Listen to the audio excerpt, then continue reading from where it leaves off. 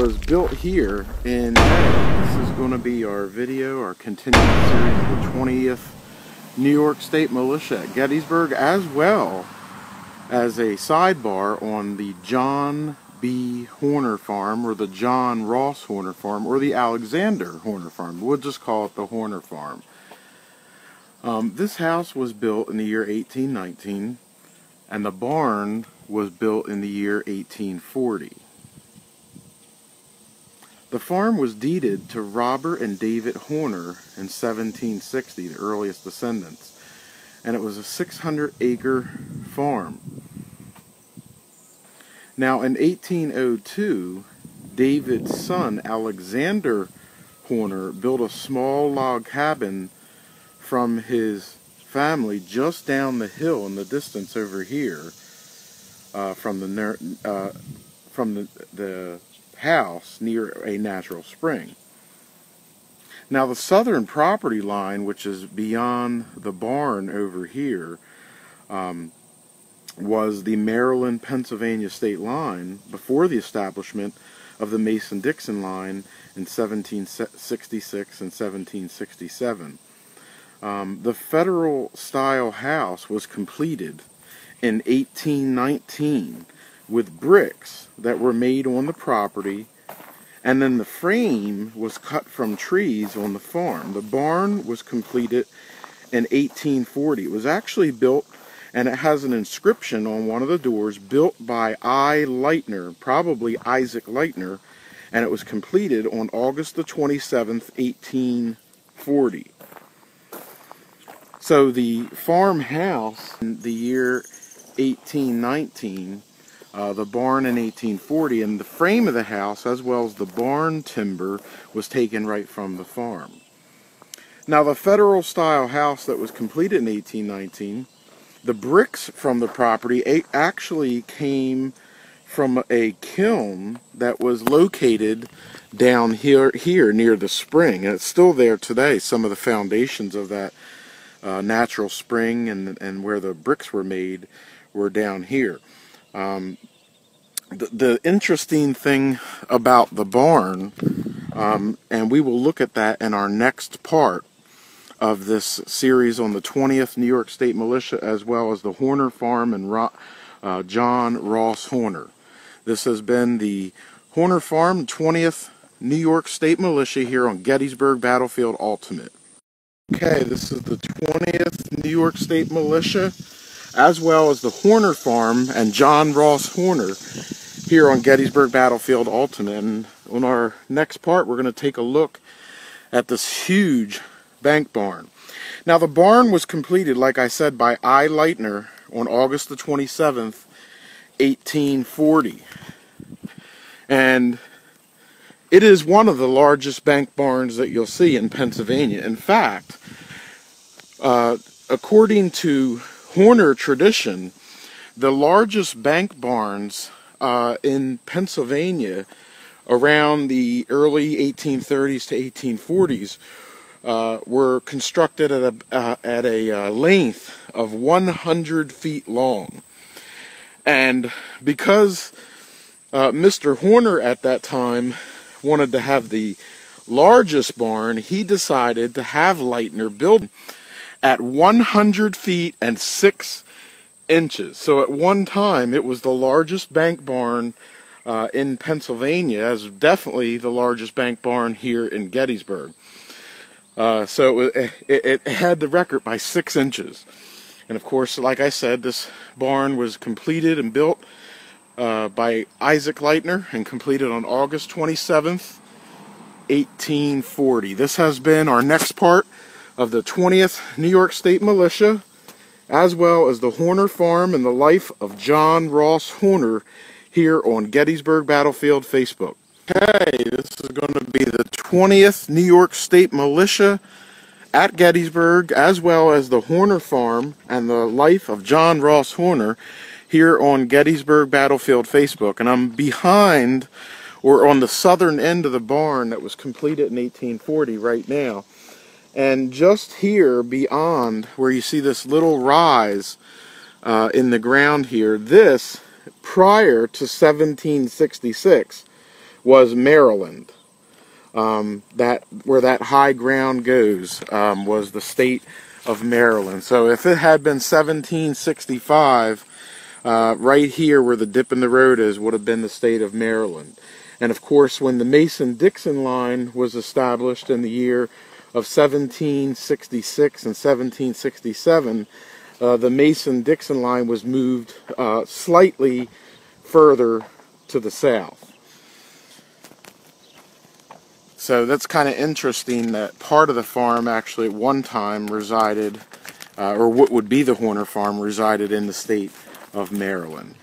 This has been our next part here of the Horner Farm, the 20th New York State Militia, and the life of John Ross Horner here on Gettysburg Battle Facebook and Gettysburg Battlefield Ultimate. Okay, this is going to be our next part on the 20th New York State Militia, the Horner Farm, and the life of John Ross Horner here on Gettysburg Battlefield Ultimate. And by 1838, David Horner had bought out Alexander Horner, the man who built this house, between 1838 and 1850, and he became the sole owner of the property. By 1850, David had a 300-acre farm. 200 acres of it was improved land, and 100 acres of it was non-approved land. Improved land, rather. It was a house, a barn that was valued at $8,400.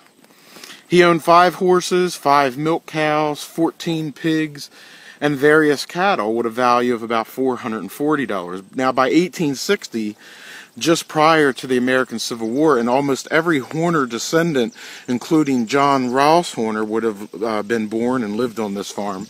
By that time, he improved 50 more acres, and he added machinery and acquired an additional 100 unimproved acres to this farm, as well as more cattle and supplies, and the value of the farm at that time in 1860 was $13,400. Now, one of the little things that isn't known about this farm is there were a lot of locust trees that grew in this area. There was a historic locust tree down here by the creek that fell in 1940 that was actually a witness to the life of John Ross Horner. And the current owner is still a man named John Horner. And this farm is one of only 4 bicentennial farms in Pennsylvania. When I mean bicentennial farms, I mean farms that have been inhabited by the same family for over 200 years. Or 200 years, yes.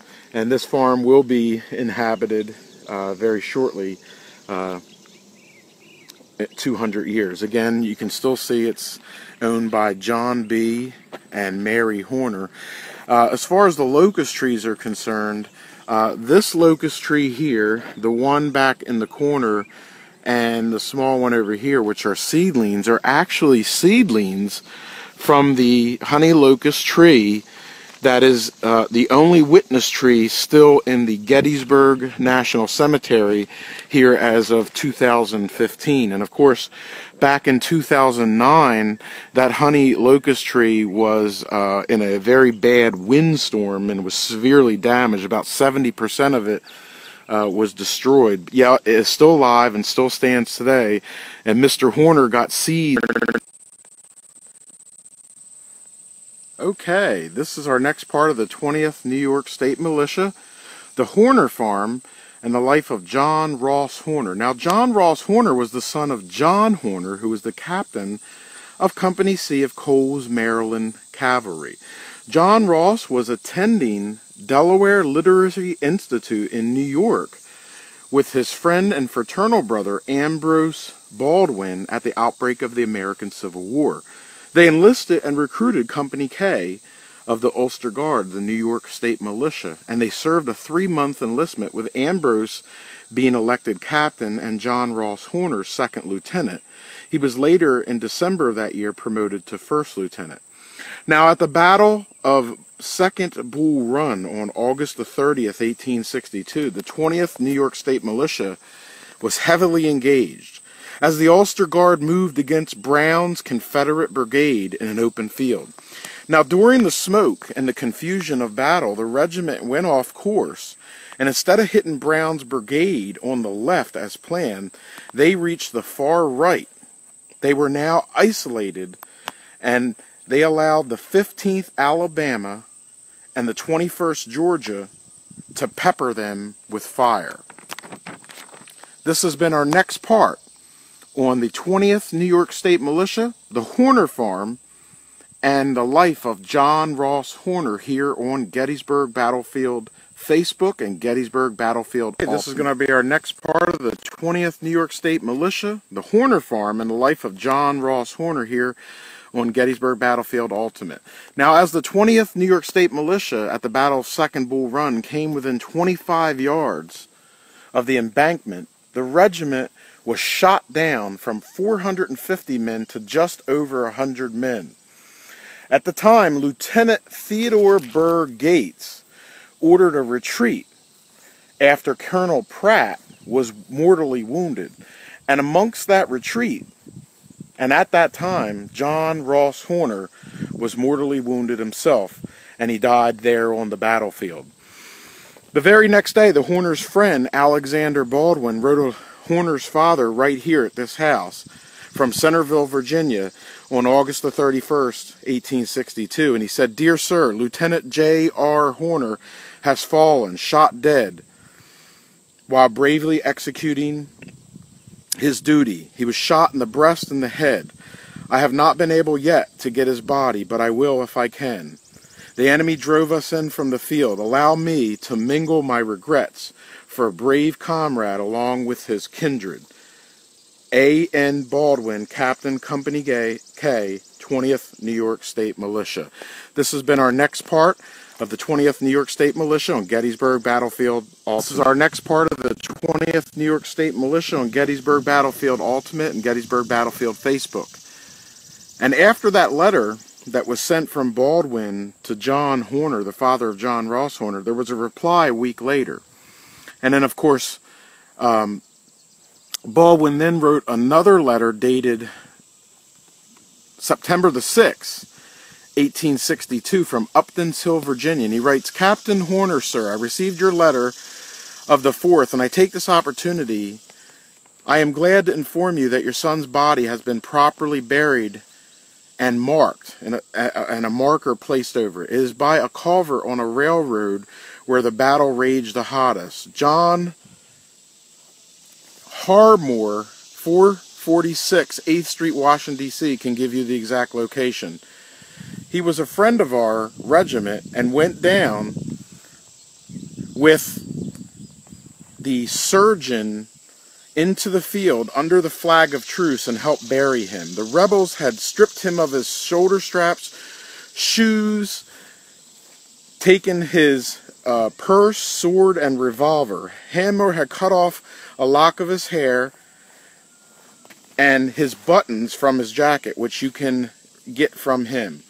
I could not go to the field for his body, nor could they bring it away, for those there were too few ambulances to even bring in our living wounded. So they wrapped him in a blanket and buried him like a true soldier." This has been our next part of the 20th New York State Militia, the Horner Farm, and the life of John Ross Horner here on Gettysburg Battlefield Facebook and Ultimate. This is our next part of the 20th New York State Militia here on Gettysburg Battlefield Ultimate, and we're continuing the second letter from Baldwin. He says, "Our relations were that of a brotherly kind, schoolmates, friends, and the same fraternity. Please consider me not a stranger, but as a friend. And an intimacy of years bound us together. I was bound to your son. I should not have taken measures to officially connect him with me as a lieutenant, had it not been for that bond. He was loved and respected by all. With great regret, yours, A.N. Baldwin, Company K, 20th New York State Militia." Now, John Hammer, the one that buried John Ross Horner, did send a letter and a map of the burial location to John Horner right here on this farm, showing the location of his son's grave on the Bull Run battlefield.